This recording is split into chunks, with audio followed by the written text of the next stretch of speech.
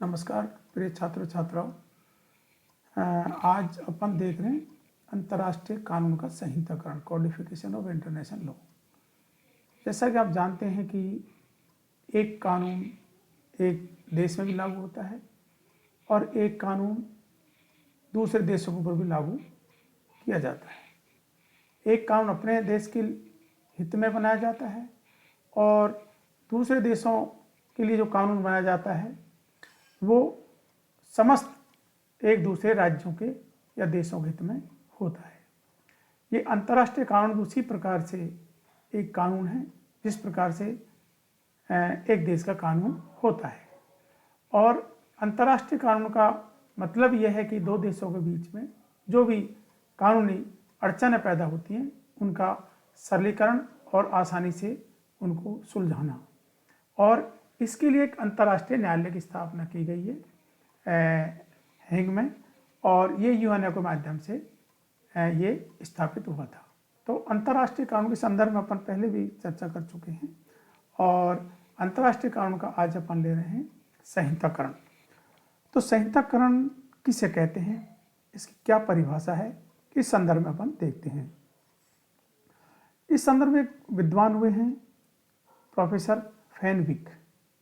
उन प्रोफेसर फैनविक ने कहा है कि संहिता शब्द ऐतिहासिक दृष्टि से विभिन्न प्रकार के विधि के शासन के पुनर्वचनों और प्रबंधों के संबंध में प्रयुक्त किया गया है।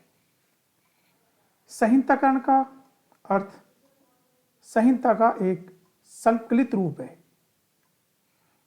इस प्रकार अंतर्राष्ट्रीय कानून के संहिताकरण से तात्पर्य है अंतर्राष्ट्रीय विधि के नियमों का परिशुद्ध रूप से निर्धारण एवं व्यवस्थापन करना। अंतर्राष्ट्रीय कानून की दृष्टि से इसके निम्न अर्थ हो सकते हैं, ये प्रोफेसर फैनविक के अनुसार हैं ये अर्थ। पहला है, राज्यों के बीच वास्तव में लागू होने वाले नियमों को व्यवस्थित रूप प्रदान कर दिया जाए। जो भी कानून हैं जो राज्यों के बीच में लागू होते हैं उनको एक व्यवस्थित रूप प्रदान किया जाए। दूसरा है कि वर्तमान नियम है या वर्तमान नियमों का इस प्रकार संग्रह किया जाए जिससे इनका संशोधित रूप समय की आवश्यकताओं और न्यायोचित मानवीय आचरण के लिए निर्धारित मापदंडों को पूरा कर सके। एवं तीसरा प्रकार का जो आता है वो है वर्तमान कानूनी व्यवस्था की पूर्ण रूप से पुनः रचना की जाए और इस प्रकार उसे नवीन सिद्धांतों पर तथा आचरण के आदर्श मापदंडों पर निर्भर रखा जाए। इसी तरीके से आगे जो ये विद्वान हुए हैं जिसमें आता है ब्रियली। ये ब्रियली के अनुसार जो मुख्यतः संहिताकरण का कार्य विधि निर्माण न होकर सावधानी पूर्वक प्रारूप बनाना है, ऐसा ब्रियली ने कहा है। साधारण शब्दों में संहिता संविधियों का एक संकलित रूप है। A code is a consolidation of the statute law.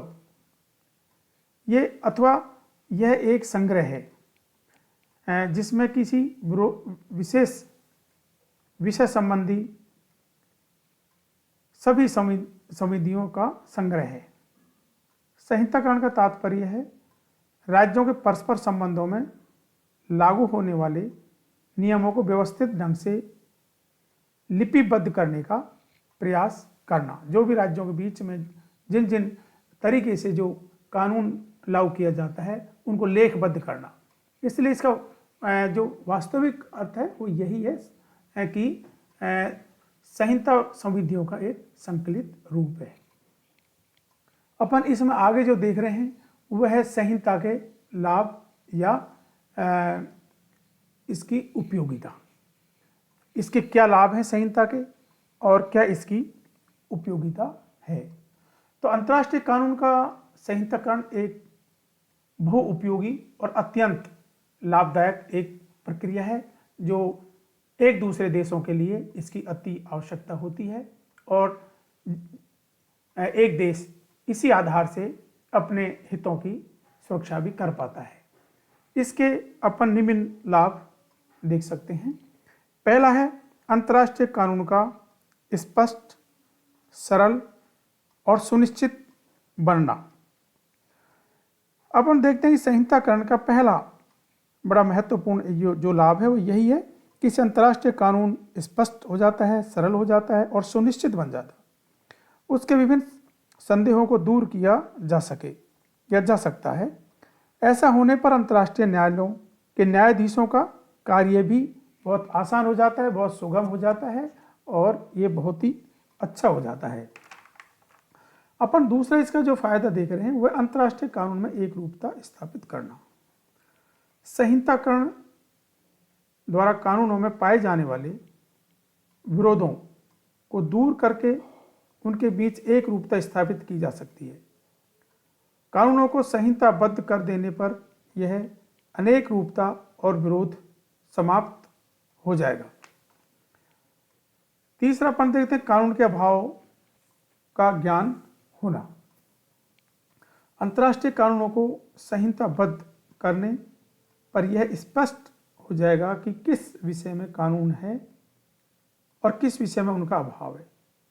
अभाव ज्ञात होने पर या अभाव का मालूम चलने पर इसे दूर करने का प्रयास भी किया जाएगा। चौथा जो इसका फायदा है वह गति में तीव्रता आना।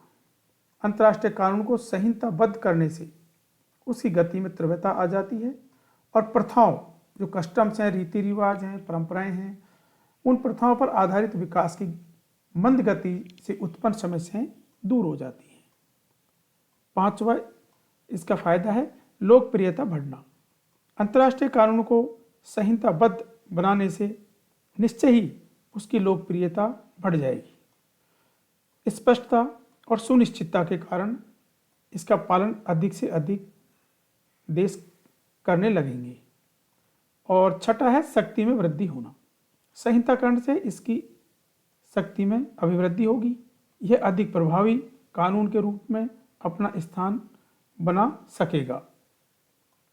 तो ये इसके फायदे हैं संहिताकरण के। इस टॉपिक पर आज इतना ही। धन्यवाद।